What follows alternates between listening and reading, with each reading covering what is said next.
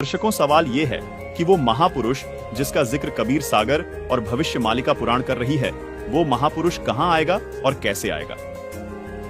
आइए ये भी जानते हैं कि उसकी पहचान कैसे होगी।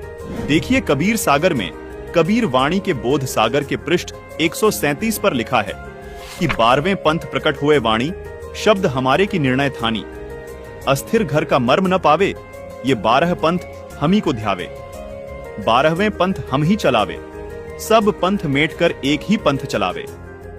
भावार्थ है कि 12वें पंथ में कबीर परमात्मा की वाणी प्रकट होगी, यानी 12वें पंथ से ही कबीर साहिब जी का यथार्थ ज्ञान प्रकट होना शुरू होगा। उसके बाद 12वें पंथ में कबीर परमात्मा ने कहा कि मैं खुद चलकर आऊंगा और इन सब पंथों को मिटाकर एक पंथ चलाऊंगा। जैसा कि भविष्य मालिका पुराण में भी प्रमाण मिलता है कि उस महापुरुष द्वारा सब धर्मों का पुनर्गठन होकर केवल एक सत्य सनातन धर्म प्रतिष्ठित हो जाएगा। दर्शकों, कबीर सागर में लिखी इन वाणियों को पढ़ने के बाद 3 सवाल और निकलकर सामने आते हैं, जिनका जवाब हम इसी कबीर सागर में खोजेंगे।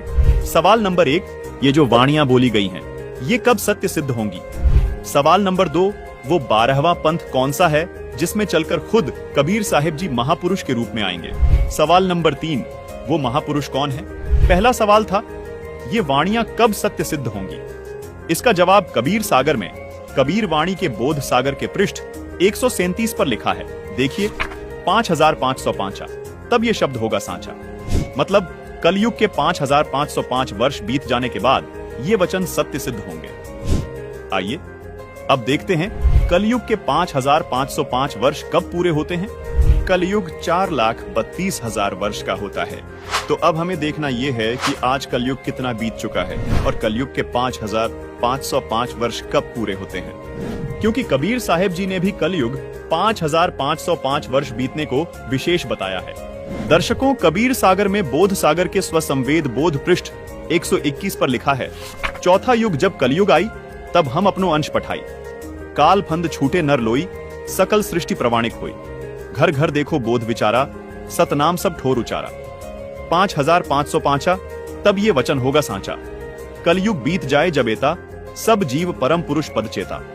अब आपको 2 पवित्र पुस्तकों से प्रमाणित करते हैं कि कलयुग के 5505 वर्ष कब पूरे हुए।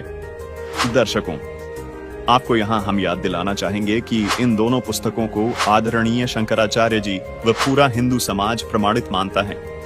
पहली पुस्तक का नाम है ज्योतिर्मय ज्योतिर्मठ, जिसके संपादक, लेखक एवं संकलन करता है विष्णुदत्त शर्मा, और दूसरी पुस्तक का नाम है हिमालय तीर्थ, जिसके